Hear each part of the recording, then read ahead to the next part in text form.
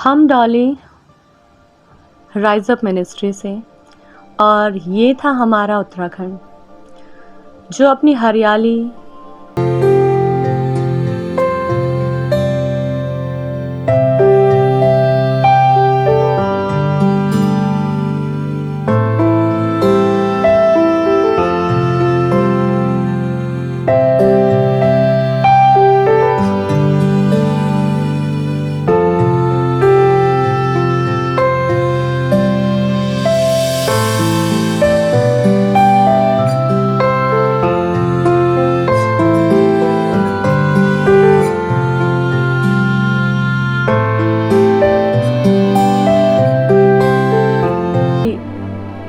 अपनी जिंदगी को कई वर्षों से जमा किए गए अपनी धन संपत्ति, अपने घर को पल भर में ढहता, मिट्टी में मिलता हुआ लोग देख रहे हैं। मानते हैं कि हम सब कुछ कर सकते हैं। आज हमें पता चल रहा है कि हम लोग कुछ भी नहीं कर सकते। कुदरत से बड़ा कुछ नहीं। कुदरत के सामने सबने हाथ खड़े कर दिए। कुदरत का कहर बहुत भयानक है, जो इस बार सिर्फ उत्तराखंड नहीं, भारत के कई जगहों पर हम देख पा रहे हैं। लेकिन हम लोगों ने सोचा कि अगर हम हैं और अगर हम कुछ कर सकते हैं तो क्यों ना कुछ किया जाए। तो हम सब ने मिलकर अपनी पूरी टीम के साथ एक प्लान किया कि जो लोग परेशान हैं उनके लिए कुछ तो हम कर सकें। तो हम लोगों ने सबसे बड़ी जो चीज़ हमें इस समय लगी जिंदा रहने के लिए, खाना, तो हमने इस चीज़ पर काम किया। हमने वो सब चीज़ें इकट्ठा करी जो एक बेसिक नीड है इंसान की खाने के लिए। आटा, चावल, तेल, नमक, सब मसाले, इन सब चीज़ों को हमने इकट्ठा किया और कुछ बैग बनाए। उसमें सब चीज़ें इकट्ठा कर कर हम लोग चल दिए ऐसी जगहों पर जहाँ पर लोग सच में बहुत ही ज़्यादा परेशान हैं। एक एक अन्न के दाने के लिए लोग तरस रहे हैं। और जब हम वहाँ पहुँचे तो सच में झोपड़ियों में लोग रह रहे हैं और झोपड़ियों के आसपास सिर्फ गंदगी और पानी। जीवन जीना तो मुश्किल है ही, लेकिन उसके साथ साथ परेशानियां और भी ज़्यादा बढ़ रही हैं। इतनी गंदगी और इतने पानी के भराव से बीमारियों का आगमन भी हो रहा है।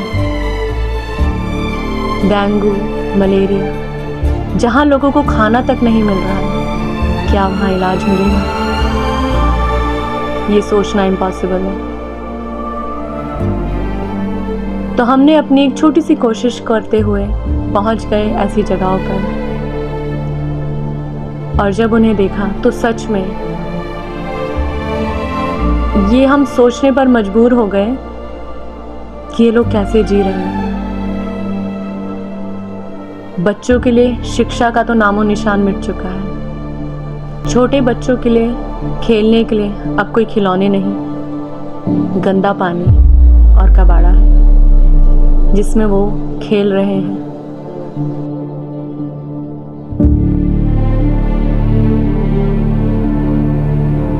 हमने अपने राशन से भरे हुए बैगों को लेकर पहुंच गए उन लोगों के पास, और जब हमने उन्हें वो बैग दिए तो सच में पता चला अन्न की अहमियत।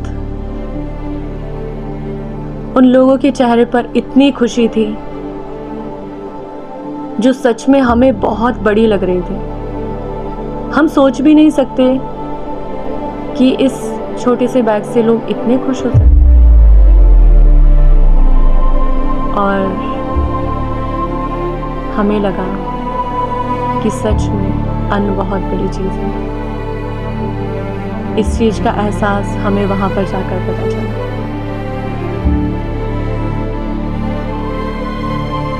इस बात का एहसास हमें उन लोगों की स्थिति को देखकर पता चला। राशन लाए, राशन लाए। हाँ, कैसे हैं आप?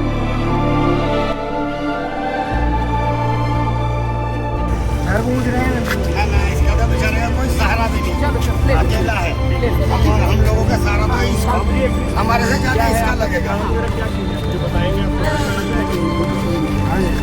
गरीब आदमी है, उसी में रह रहे हैं, हमारा कोई सहारा नहीं है।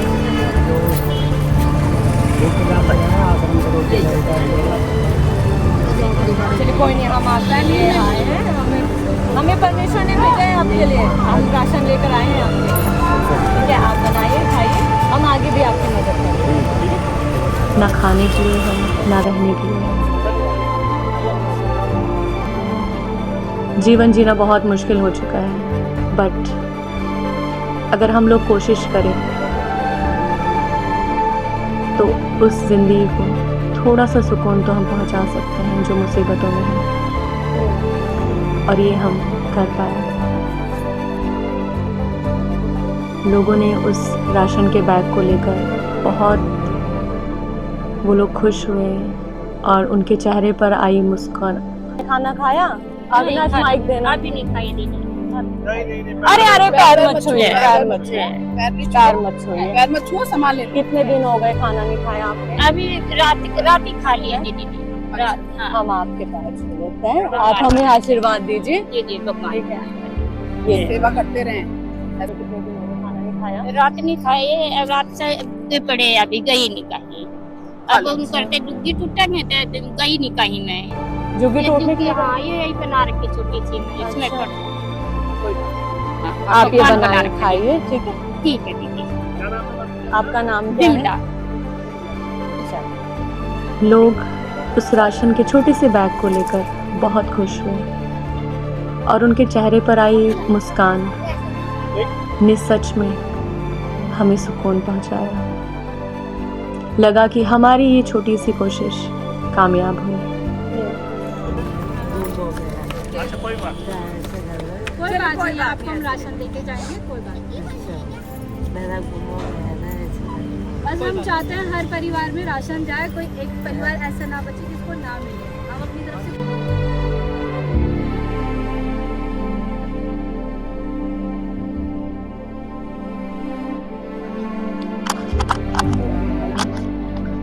लीजिए दीदी, कैसे हैं आप? बस ठीक है। क्या हाल है यहाँ का, आप बताइए थोड़ा। बस परेशानी है यहाँ, हर एक चीज की परेशानी, रहने की दिक्कत है, खाने पीने की दिक्कत है। आप शुरू से यहीं पर हैं? हमें कम से कम 20-25 साल हो गए रहते रहते। अच्छा, अब परिवार में कितने लोग हैं आपके? 3 बेटे हैं, 2 मियाँ बीवी हम। 5 लोग हैं। जी। और मतलब खाना पीना बिल्कुल नहीं हो पा रहा? नहीं हो पा रहा है, पानी बारिश के उसमें पानी भर जाता, कहीं नहीं हो पा रहा है।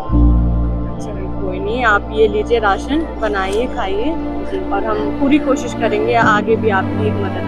जी।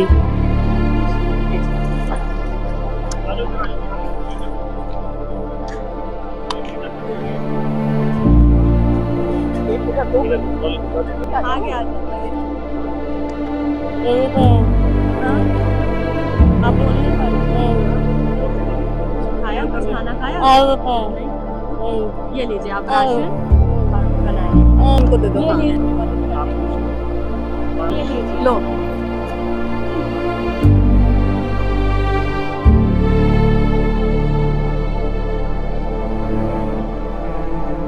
और जब हम आगे बढ़े तो हमें पता चला परेशानियां सिर्फ यहीं तक नहीं थी, परेशानियां आगे भी हैं, बहुत ज़्यादा।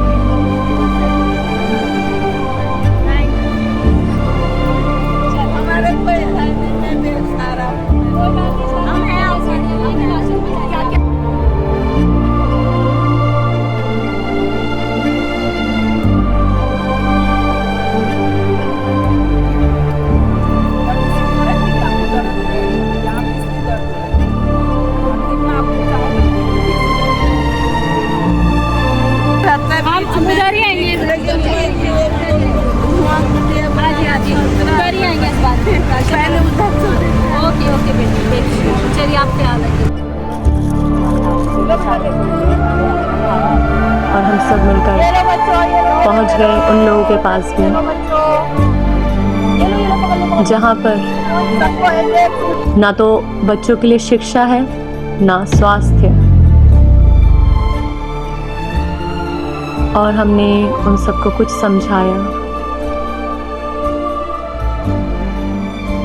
और जब हम उन एरियाज में गए और उन बच्चों के माता पिता से मिले, जब हमने पूछा कि क्या ये बच्चे कुछ पढ़ पा रहे हैं, कुछ एजुकेशन की तरफ इनका रुख है, तो उन्होंने कहा अभी कुछ भी नहीं है।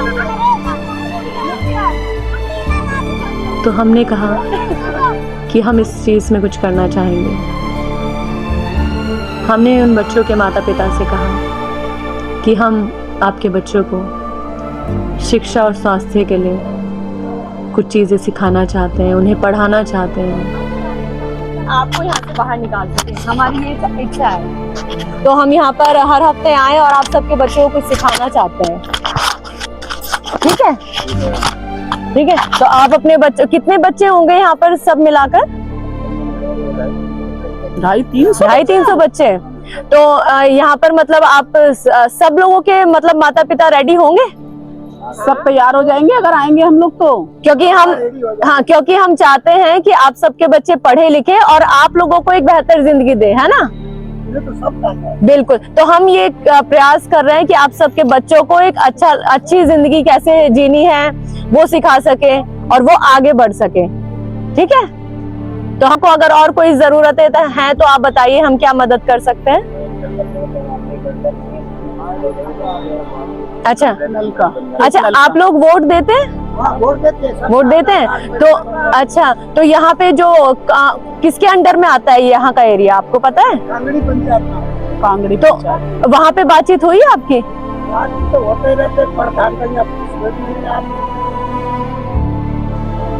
उन्हें स्वास्थ्य के संबंधित चीजें सिखाना चाहते हैं। तो सच में उनके माता पिता के शब्दों से हमारा मन बहुत खुश हुआ कि हाँ, वो भी यही चाहते हैं कि उनके बच्चे पढ़ें, कुछ सीखें और आगे बढ़ें।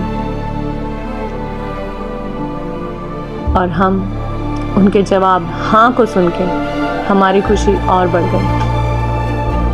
और जब चलते समय हमने उन बच्चों को अलविदा करते समय कुछ बिस्किट्स दिए, तो उन बच्चों की खुशी का ठिकाना नहीं था। और उनकी खुशी देखकर हमें भी बहुत सुकून मिला कि हम किन्हीं चेहरों पर मुस्कान ला पा रहे हैं। तो जो हमारी कोशिश थी, एक छोटी सी कोशिश, वो हमें सफल होती नजर आई। और इसमें परमेश्वर का अनुग्रह हमारे संग है।